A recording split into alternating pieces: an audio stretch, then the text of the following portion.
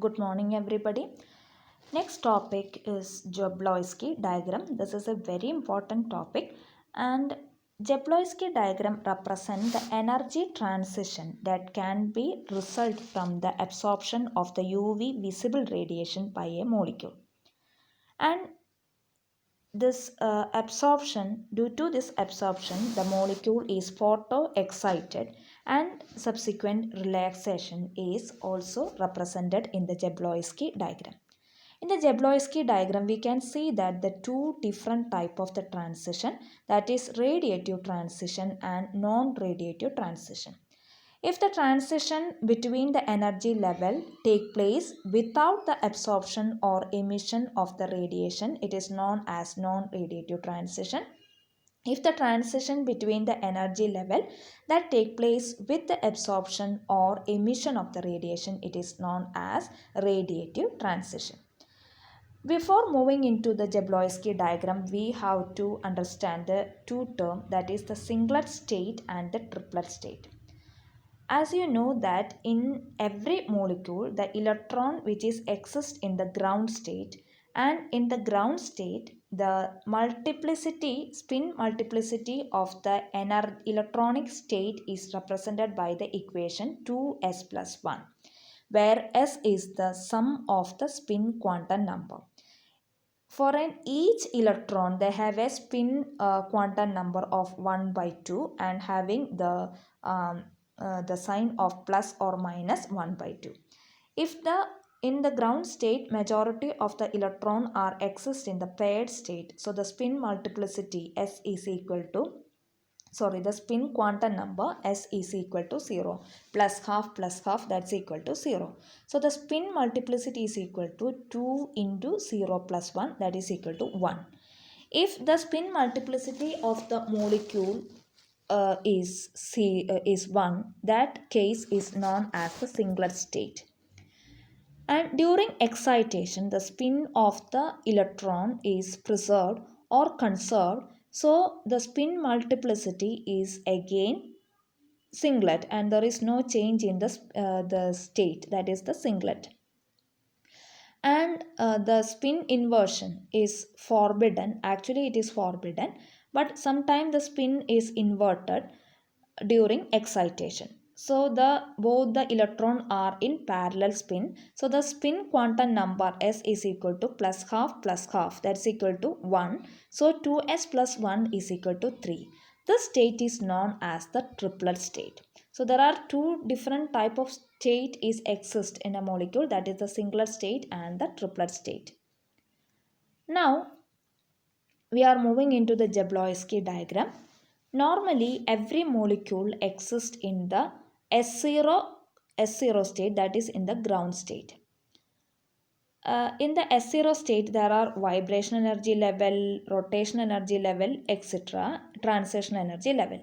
And the transition between the transition and energy level is very small. So we are that is taking place within the room temperature itself. And the transition between the rotational energy level and vibration energy level is occurs. That is represented by 1, 2, 3. If it is vibration, that is nu1, nu2, nu3. If it is rotation, it is represented by r1, r2, r3, etc. So and S1 and S2 are the higher energy singlet energy states, and T is the triplet state, and T1, T2, T3 are the higher excited energy level, higher energy excited state of the triplet. So if we irradiate the molecule which is in the ground state absorb the radiation and excited into the higher energy state. So here in this picture it is represented by S0, that is the ground state, absorbs energy, that is represented by the violet arrow, and it is excited into the S2 state. And S2 state itself, maybe it may be in the vibration level, rotational level, etc. So this transition is occurs due to the absorption of the radiation. That's why it is known as radiative transition. And in the higher energy state, normally it is unstable. So it remove it or liberate its energy in the form of either radiation or the heat energy. If it is a radiation, that also known as radiative transition. If it is liberate in the energy in the form of heat, then it is known as non-radiative transition. So first transition is represented by the dotted line, that is a non-radiative transition. And if the transition occurs from the singlets to singlet, it is known as internal conversion. If it is taking place from the singlet to triplet state, that is known as inter-system crossing. So in the excited state, it will liberate its energy and in the form of non-radiative transition and come back to S1. And in the S1 state, it can liberate its energy in the two form, that is transition from S1 to S0. This transition is known as fluorescence and this is a radiative transition. Or sometime it may occurs S1, the molecule which is exist in the S1 will liberate its energy and will go to T1, that is the triplet energy state, and the energy of the triplet is lower than that of the singlet, so the lifetime of the molecule in the triplet is very high. And in the triplet state, the molecule liberate its energy and come back to S0. This transition is known as phosphorescence. Now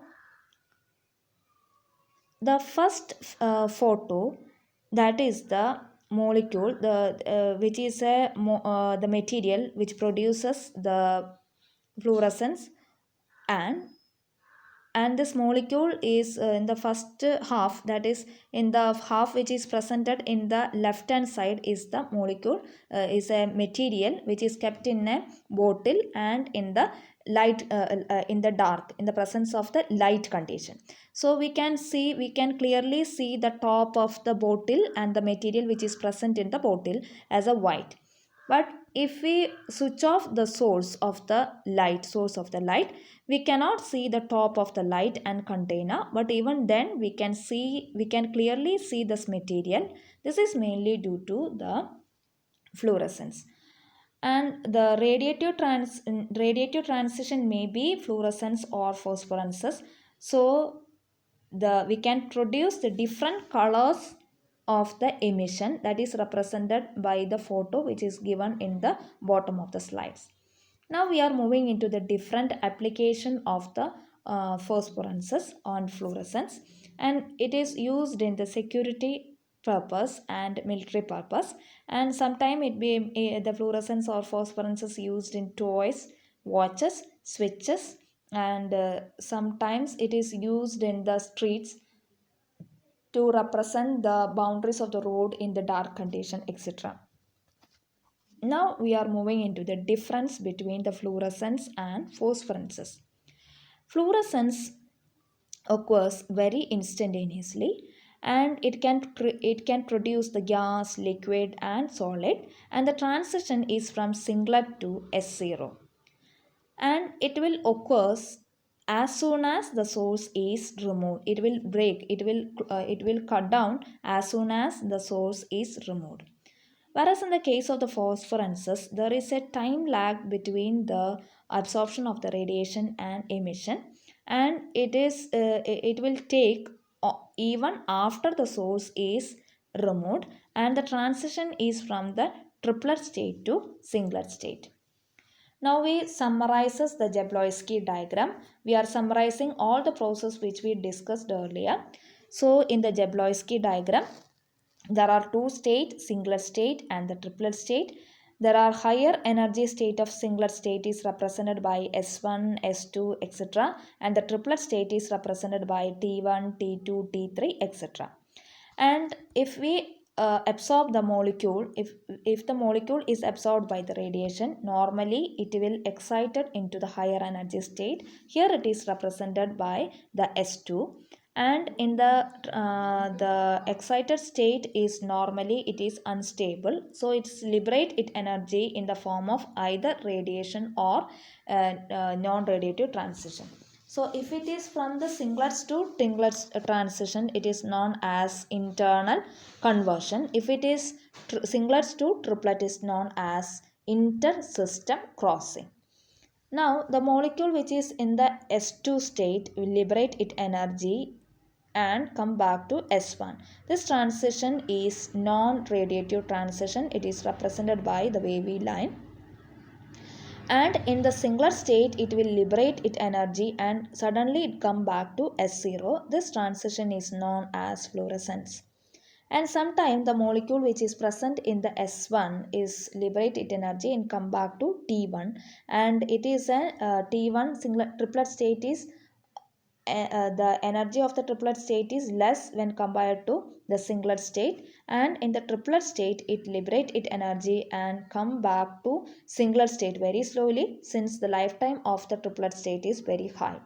So this process is known as the phosphorescence, and there is a time lag existing between the absorption of the radiation and the emission, and this is the Jablonski diagram. And the Jablonski diagram represent the absorption of the radiation and its subsequent relaxation, and it include radiative and non-radiative transition, etc. Thank you.